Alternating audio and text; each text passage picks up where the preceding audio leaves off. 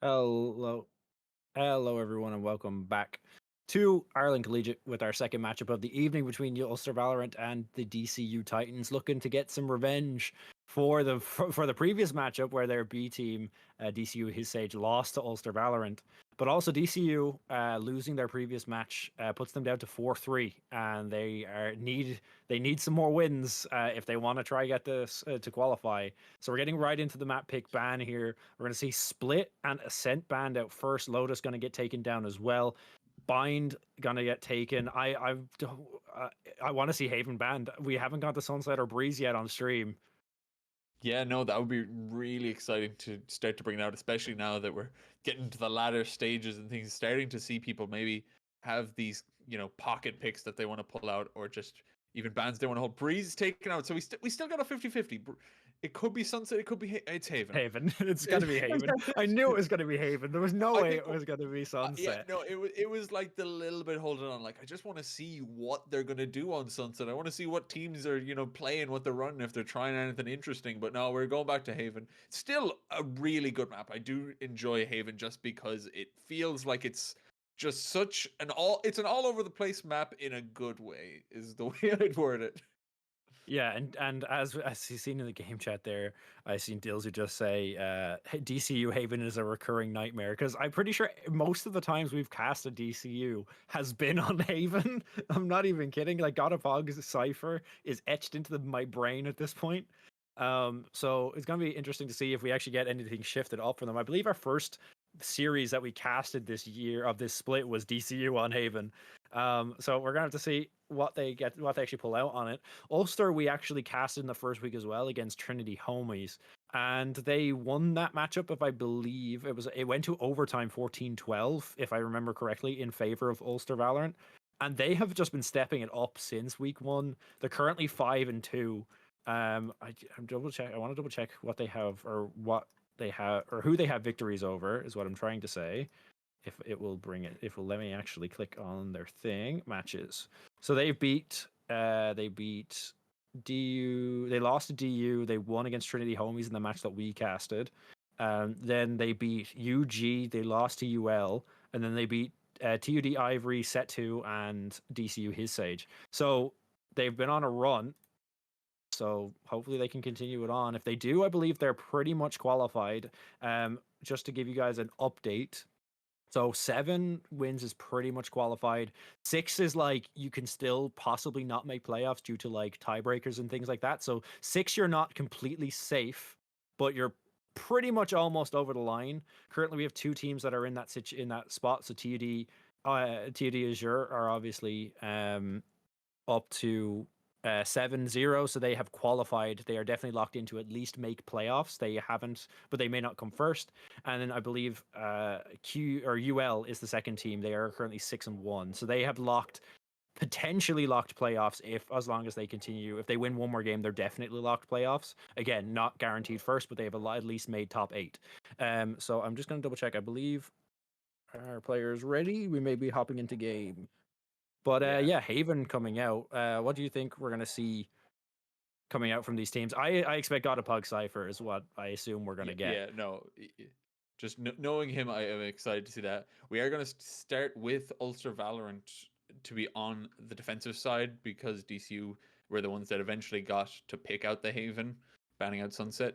So we'll see exactly what they bring out. And I'm just waiting for that God of Pog Cypher, really.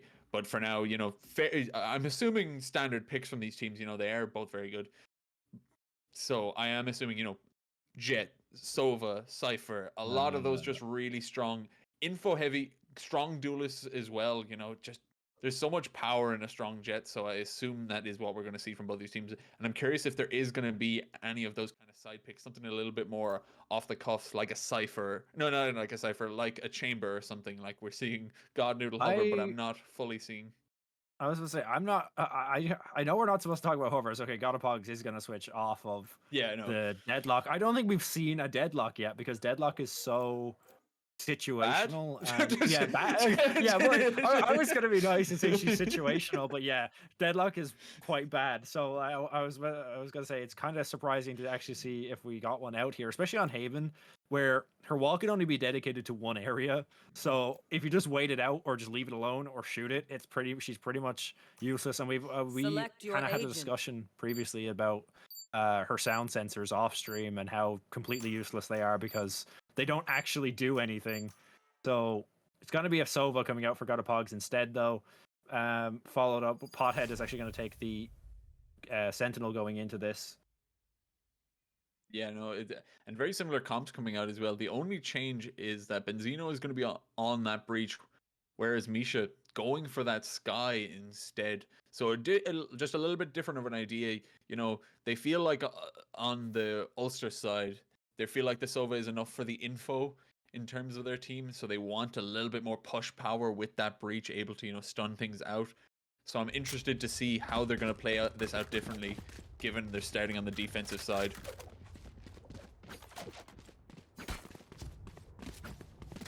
Yeah, we're gonna have to see how they opt to take this. It looks like we're gonna be looking at an A hit between the A and mid, probably coming out from DCU to start this one off.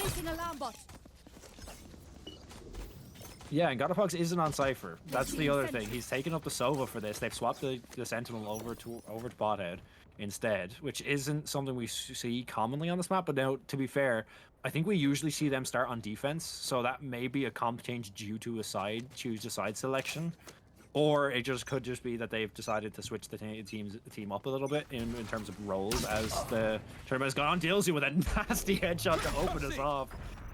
Blue F8 gonna be taken out right away, and A long control taken by UU, forcing them back, heading towards C.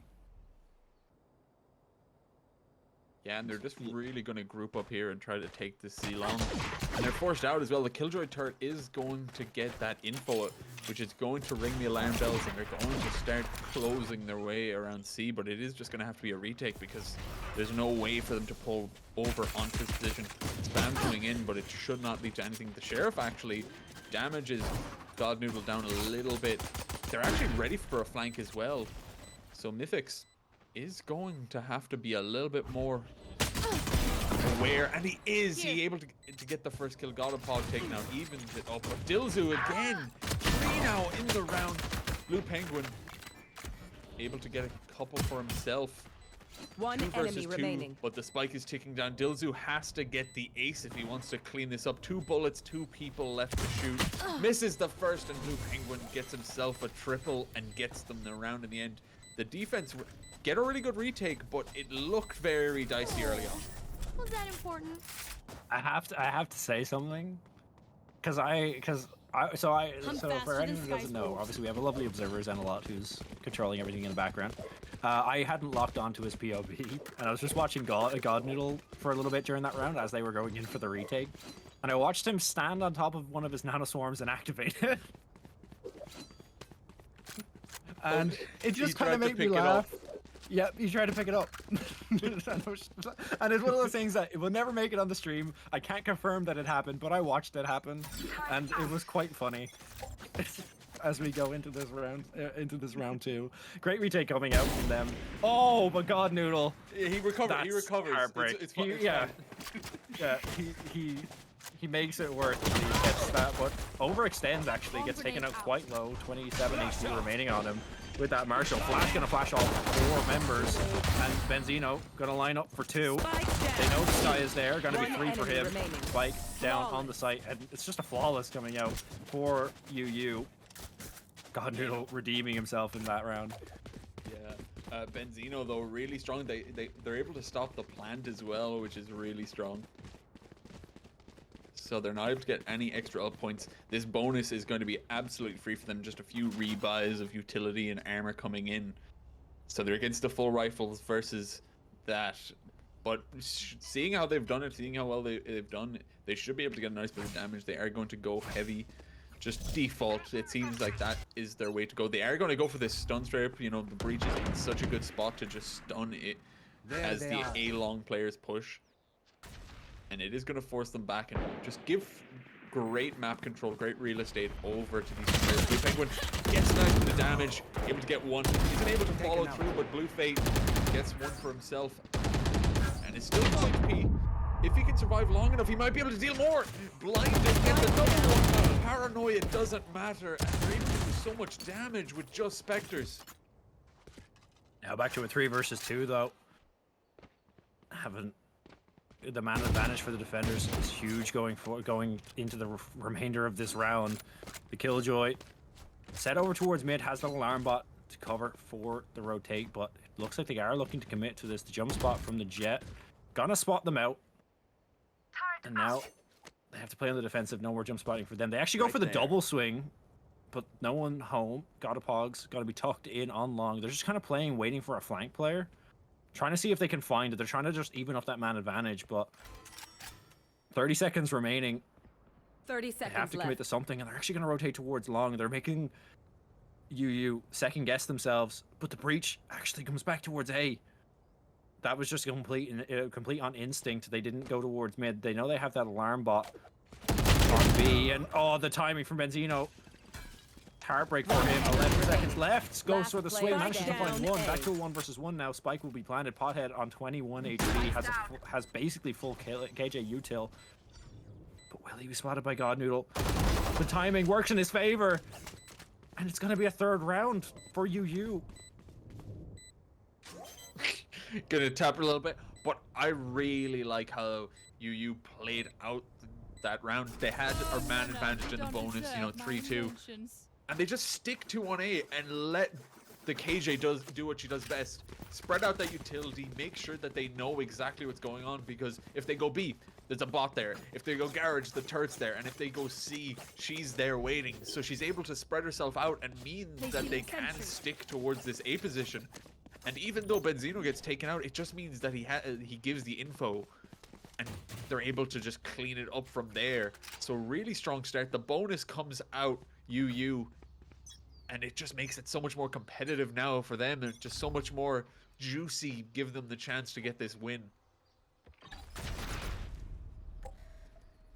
Slow pace coming out from them this round.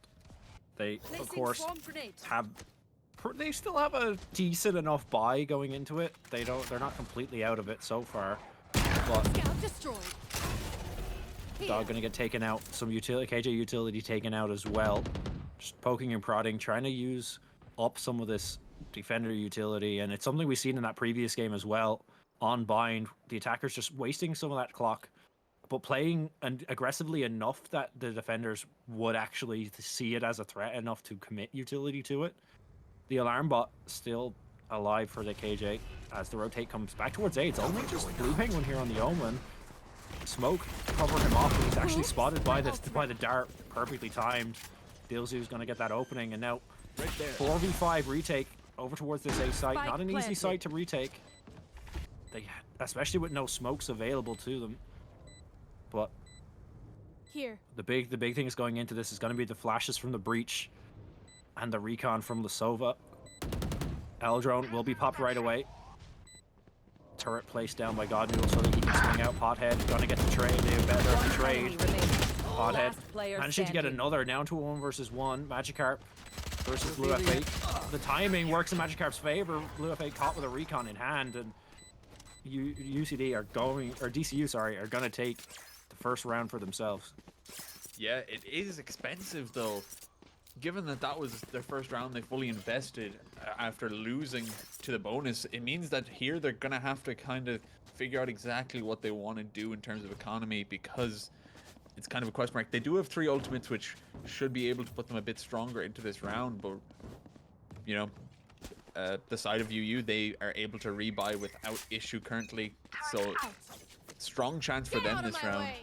They're going to set up with very default on both sides. Dilzu, though, is going to be able to use that Blaze Storm to offset any economic issues with buying, and it looks like they are going to try to take this garage control, try to default out. That dog isn't quite able to leap in the end to get the stun off, but the info is still gotten from it, and they know exactly where the KJ is and the setup that they are within. Very slow play coming out from DCU. Taking their time once again, trying to find these picks. This time, you set up for it. They've spread out for that full line of defense across the map, one on each entrance, just playing for information. Eldrone will be taken down. Only person here to cover for this is Blue F8, who's jump spotting. Will now get spotted.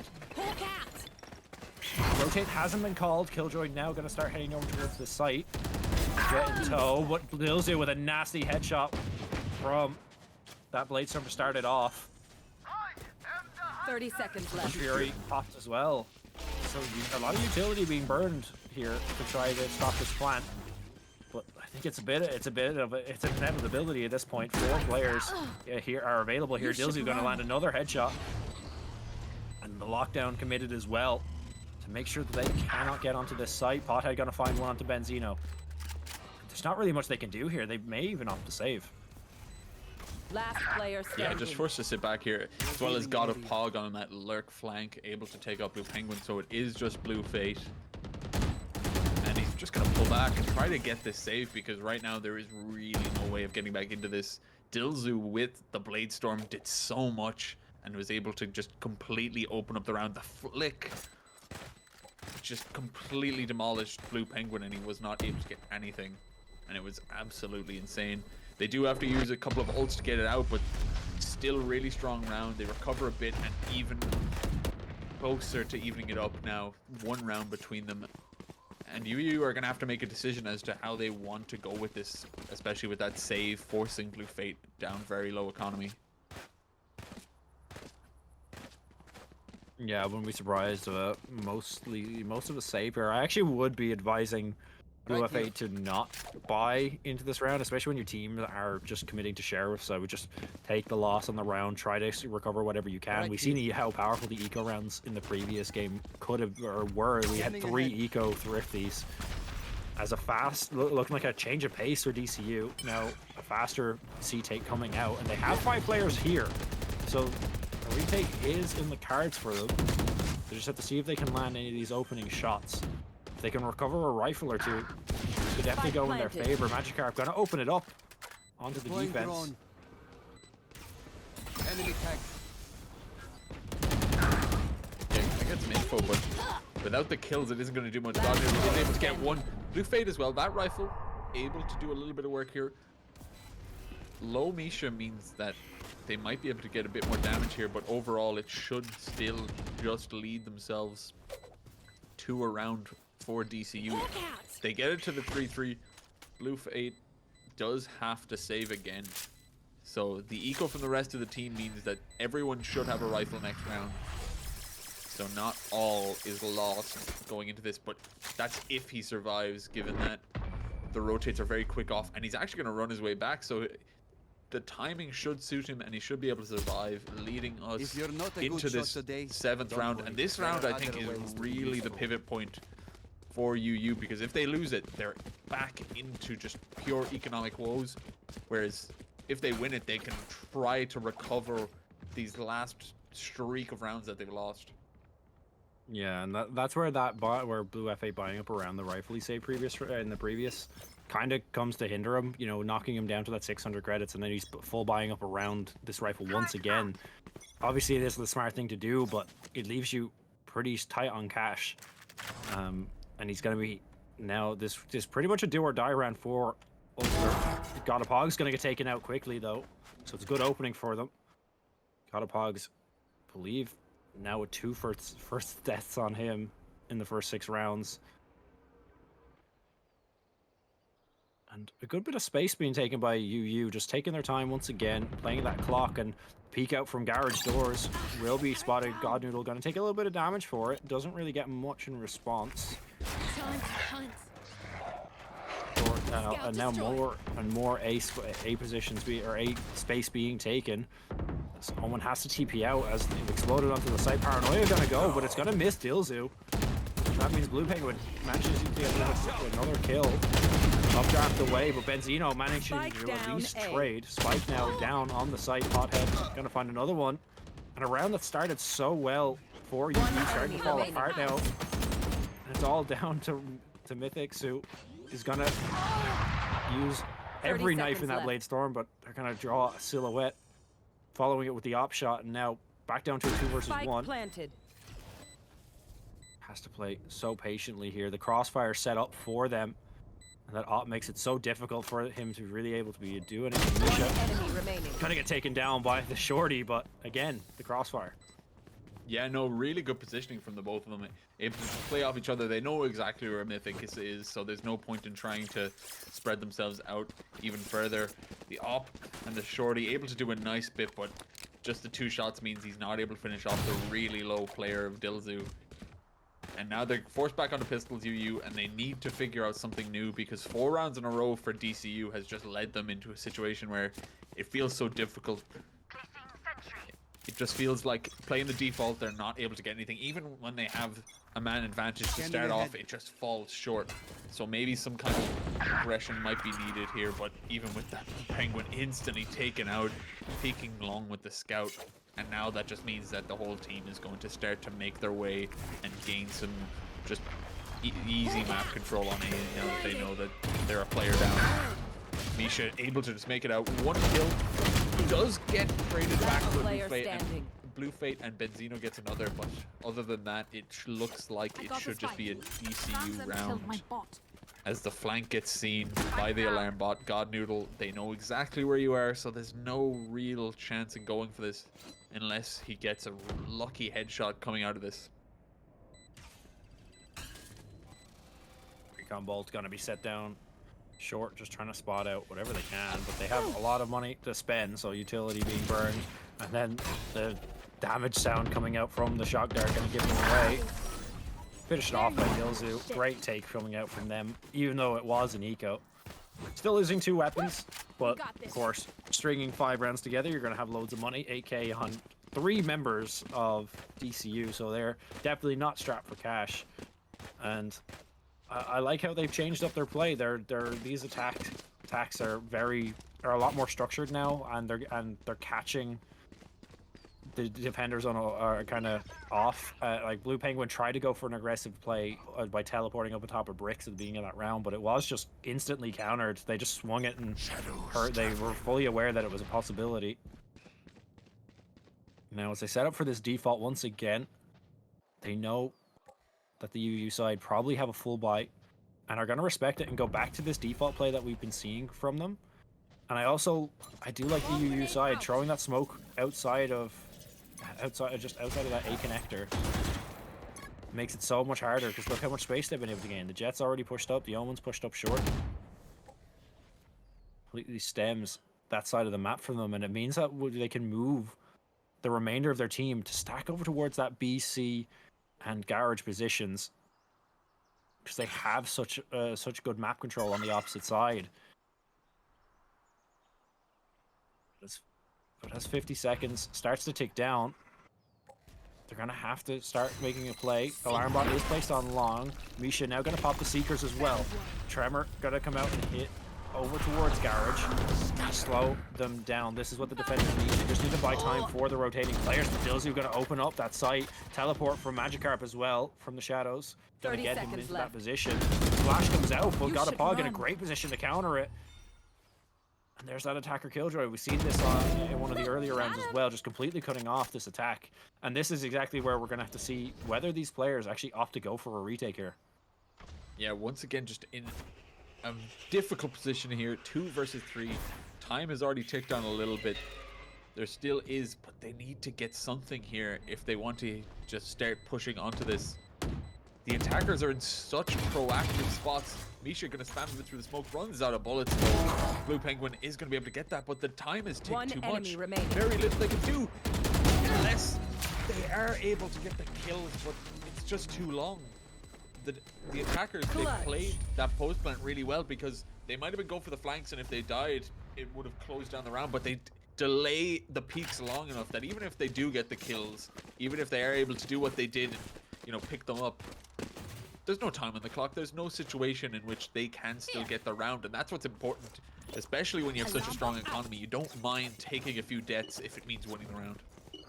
Yeah, it was really a best case of the worst, best case for them, even though they lost a round, surviving with 2 members, especially with how low their economy is. Being able to get out with those 2 rifles really helps because they were able to buy over for their teammates.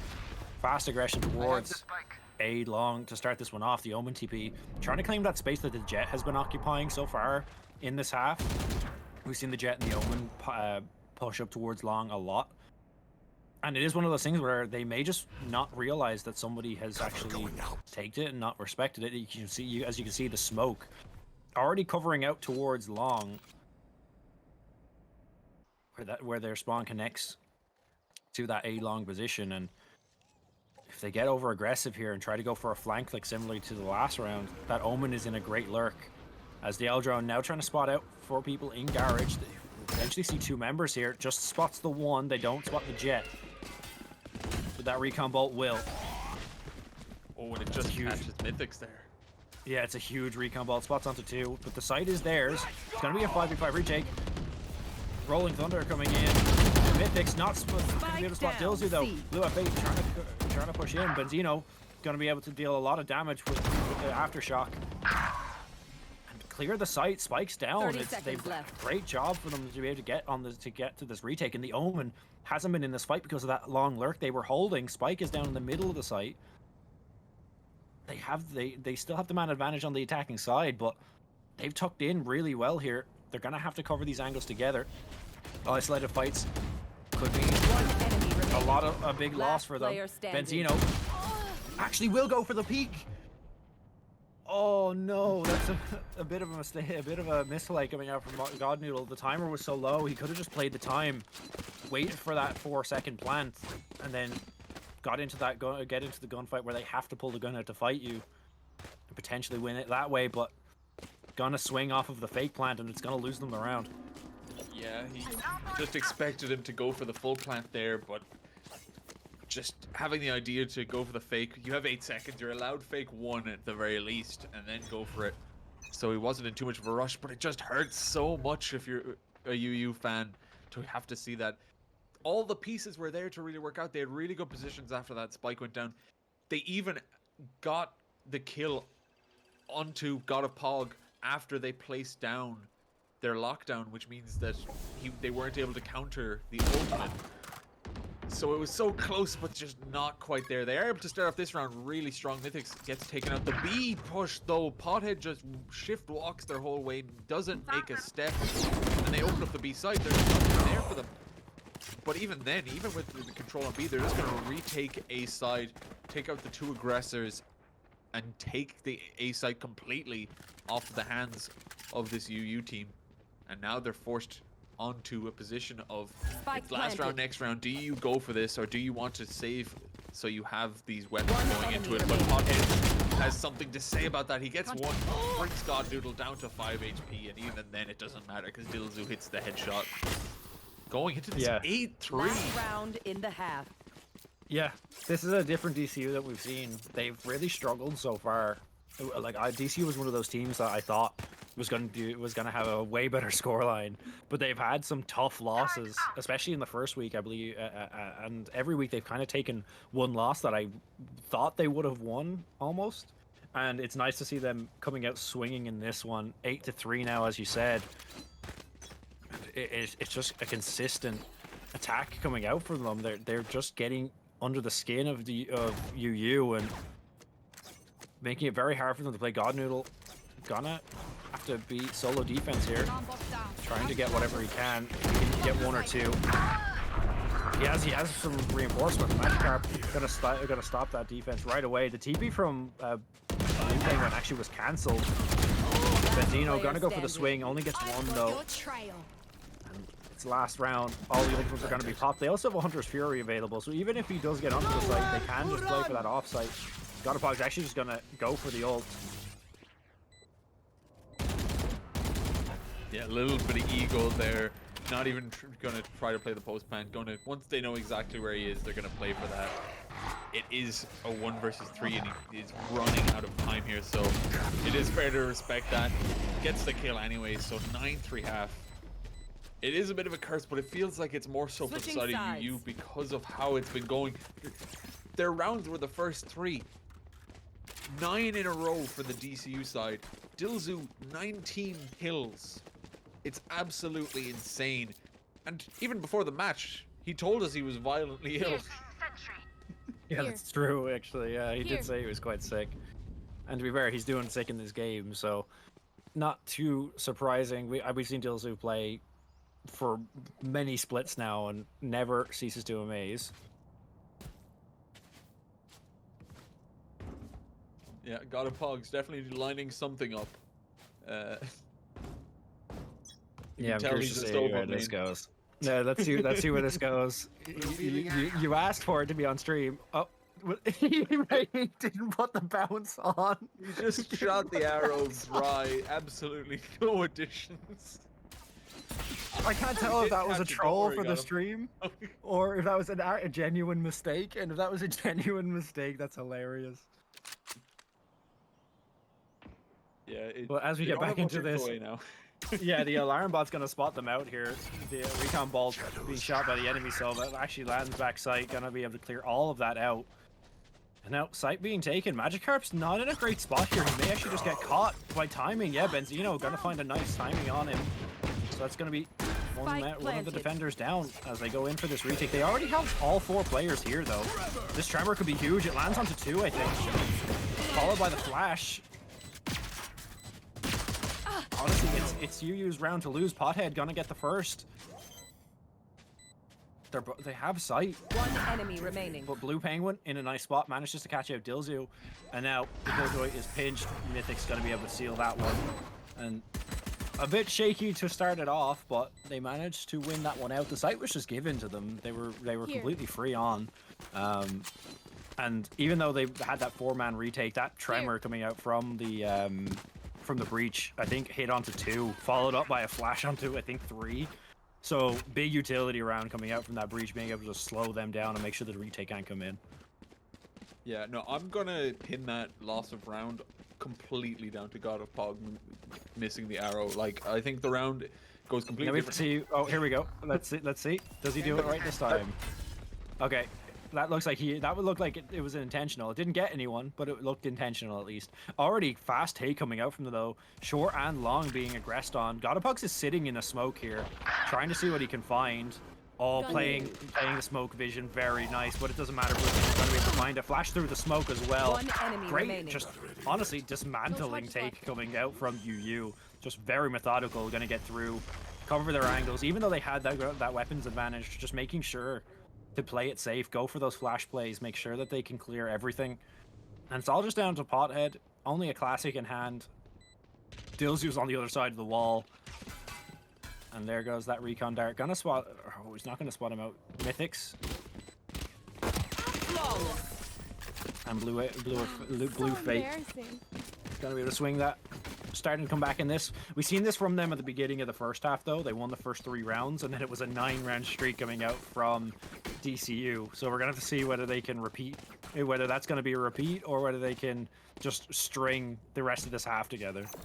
Yeah, no, I'm getting echoes of that one. You know, they won the pistol, won the second round with a flawless, and then they won the 3rd round. So we have to see if they can follow exactly what happened. But right now, it's still, no matter what, it's going to be a very long road to follow. Godapog not even pulling out the bow this time, just the mantle, and the smoke does mean that he's not able to get anything off, not even with the spray. Mythics going to be holding close, stops the Trailblazer, but they've already pre-rotated one player, and it looks like they're going to get Magikarp to at least think about going over as well. So they are feeling that it could definitely be A, but as the time dwindles, they are going to realize that it isn't quite what it seems, as Garage does start to be pushed onto Pothead. Going to get one, smoke does bloom, but they're going to hear steps of 3 as they sprint their way onto the seaside and try to take a bit. Nisha catches the lurk, but God Noodle takes out the C player. So they're able to get the plant.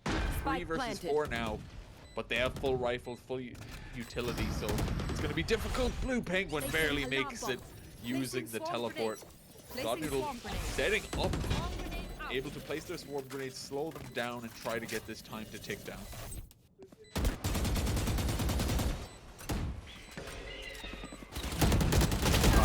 Only a Spectre in hand, actually manages to find Misha. Almost finds a second on the Dilzu as well. Blue Penguin is in a very aggressive position, but it's one that you wouldn't really expect him to be in. Now TPing, just manages to get away. Timer is ticking down. Godapog gonna have to stick it to half. Oh my god, he's just gonna stick it. Concentrate. Timer. Blue Penguin has to go for it now. Manages to get it. Is there enough time though? Oh, point 10! Oh, Godapog's Nerves of Steel manages to get it. 10-5 now, managing to win out that third round. Yeah, really insane to be able to do that. To have the nerves to go to half and then to tap it the second time. Blue Penguin so close to it. I think if he didn't have the Spectre, that was a win for them, but being on that SMG, he still gets so much going.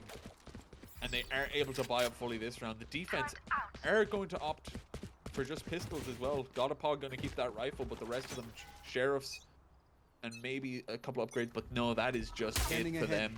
And they're going to have to respect the fact that they are on the lesser weaponry right now, as A real estate is going to be controlled by UU. UU early on, going to be able to get in towards that A, like you said, taking advantage early, but they're just going to give up that space. I think they're trying to pull the rotates, but look where this Killjoy is on the defending side. Pothead trying to go aggressive. This alarm bot could be huge. If it spots him out, if he just doesn't take a step forward, he can go huge. There it is. That's a big pick coming out for the defending side. Like you said, on the eco round, every kill matters. Hopefully be able to recover that rifle. They actually have the breach back, just watching that, making sure they can. As Paranoia goes through, gonna fly a little bit wide. And 2 players now running up towards mid. So this breach, super important to be able to take it down. Yeah, and just holding position right there, Benzino. Gonna sit back, play this position. Magikarp doesn't look like they're expecting it. He's caught swinging the mouse, not able to get anything. Pothead gonna keep put together, not able to get it. Everyone falling, the rifle's lost. Misha, one more, taken out. Survive with 4, get themselves around. It is versus an eco, but I think if you're UU, you take anything after that first half, and they get themselves up to 6. Yeah, the big thing is that the only one that survived on that third round win was Godapog's, and then ecoing that, having to eco that next round hurts their economy a bit. You know, they've just lost their loss bonus and gonna be reset back to that 1 round loss bonus. They're gonna still have a buy up this round, so this is kind of the round that's important for DCU here. A win here could really set them up to finish out this game strong. Losing gives a lot of room for UU to come back. But then again, we've seen a lot of eco round victories today, so I wouldn't put it past them. Misha, Flash isn't going to spot anything towards mid. All the KJ utility is here. They are aware. The Tremor gonna land on the Pothead. Doesn't go for the swing. They've been caught out by that before. The turret was taken out. They might not be aware that the Omen is in this position. They know. Pothead is aware that somebody has walked through, but now with that smoke, followed up by the Prowler, gonna push them back a little bit. But the tuck into the corner from Blue Penguin is huge. Gotta get caught out by Misha though. Timing not on their side as the B take starts to come in. Recon bolts getting traded. Mythic's managed to get one, but that nano swarm that was thrown by his own teammate actually doing a lot of damage to himself. Godapog finds 3, and Dilzu is able to seal it, putting them up to 11. And it was looking good from UU, but it's starting to fall apart. Yeah, that round just felt very much awkward, and they weren't able to get anything. Blue Penguin, as you said, he didn't get caught by the flash, but I think he jiggled just a bit too much, and Misha caught a glimpse of the shoulder, able to take that kill. And yeah, getting caught in your teammates' nano swarm just doesn't feel right. Mythix was forced to run out after he got the kill, and makes it so difficult to take anything on B, and Godapog just able to be the sentry on this site. And now giving up on lineups and just going to jump and throw the arrow. Don't need lineups to peek it. Dilzu going to get bested by Mythix, which is absolutely huge. Being able to take out their initiator, their top fragger, opens them up a little bit. Going to take damage himself. Aftershock is going to get the kill, the two procs rather than the 3, dealing so much damage. So now it's a 4 versus 3. Magikarp does clean up one trying to lurk through the garage. but it's going to be difficult for this defense because they're spread so thin, one to each site, whereas the attackers, they can just pick a site and go there together and just overwhelm play for trades. As long as they do it. Matchcraft, though, is able to get two. They're just singling themselves out, not really playing as a team, not playing as a unit, and just giving him exactly what he wants. Duels. Down to Mythics. He got the first pick, but he's on 40 HP. He's not able to get the kill. Gets blocked by the Trailblazer, and he's not able to get the final shot off. Match point. That is hard. That's so unfortunate. The Trailblazer actually kept him alive. It caught Like all he the actually, bullets. he just put up a shield. Like that's unbelievable. That's the first time I think I've ever seen that happen. But yeah, up to match point for themselves now. A lot of ultimates available for both sides, so I wouldn't be surprised if we just see a very explosive round. It looks like we're going to see an aggressive defensive half or defensive round. You can completely see the jet being pinged down towards long, but on the opposite side, they've gone for a complete just A rush, and there's no one here. Yeah, the Hunter's Fury and tries to force it out. Oh, hits his own teammate there as the breach, but it doesn't really matter. The side is absolutely clear. They've played opposites going into this. You know, the defense pushed C, the offense pushed A. Blue Fate just running with his knife out, not aware of that second player. They have a man advantage, but that's lingering. Got him hog. Risha, they're getting so many kills. They're able to stop the defuse for a moment, but they know exactly where Blue Fate is. They can watch those blue streaks fly. They can see exactly what's happening, and they take him out, and they're able to get it 13-6. All they were able to get is a pistol and the conversions. They weren't able to get any other rounds. The rifles did not favor them. DCU absolutely demolished both the defense and the offense of UU. Yeah, and honestly, DCU showing exactly what I thought from them, like that they are a strong team. They just had a rough go of it.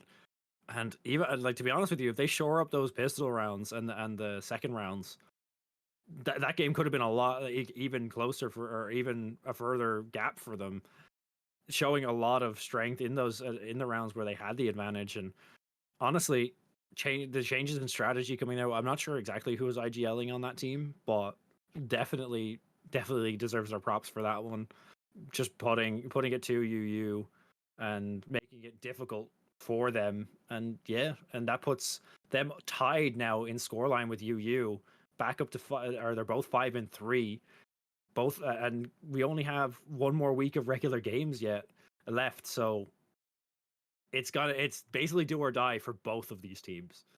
Yeah, they're both in just such vulnerable positions in the Swiss system because they're on the cusp of being not even safe, but in the contention, because 5 just means that you're just beyond the ledge. If you get one win, you're in for a chance, but if you get 2, you're definitely in. So they would have to get they'd have to get a perfect week next week to get a definite, or they can try to play the tiebreakers if they can even just get to 6. But even then, it's going to be a difficult one, and because of how many teams and how strong a lot of them have been showing, so it's going to be a difficult one. And I think next week, especially if you're UU, it's going to be a lot of tightening up and trying to figure out exactly what went wrong today and what you want to bring coming into this next week and the final week of Swiss. Yeah, yeah, because our top 8 is we don't have a definite top 8 right now, but our top 8 is definitely going to be spicy because these teams that are, you know, fighting for those playoff spots have had some very close games against each other. Like the game we casted previously, where it was 13-11. Like either team could have taken that game, and I'm actually curious to see how the score lines. I'd say we're probably one of the first games to finish, but I am gonna just double check to see if there's any other scores finished before us, because that would give us a better insight on what's happened. NCI won their game, so they redeemed themselves. UG won a game. And the rest haven't finished yet. So I'll have to take a look at the spreadsheet a little bit later. But yeah, these teams, there's a lot of teams that are incredibly close. Like, where's it gone? Like QUB Storm, as we said, had a rough go of it. but are getting back up there. They'll I'd say more than likely, like my top 8 at the moment is probably going to be TUD, UL, QUB, Maynooth, maybe DCU. It depends on how they do next week. Maybe, and probably NCI, UG. And then it kind of gets a bit blurry because there's a lot of people vying for only like 1 or 2 spots. So we're gonna have to see how it goes. But that's it for myself, Anchor, this evening. Of course, tomorrow is Halloween, so have a good Halloween night. I'm not sure if I don't know if Rocket League is on tomorrow. I can't remember. I know there was some special thing going on for them because tomorrow is Some kind of Halloween and it's a holiday. rescheduling. Yeah. So there may or may not be a stream tomorrow. Make sure you double check the Twitter and all the socials, and you'll be fully up to date on whether that's going ahead. Obviously, see us go back with Kurt on Wednesday, and then we have League of Legends on Thursday and F1 on Friday. But that's going to be it for us this evening. Thank you all for watching, and we will see you guys next time. See ya.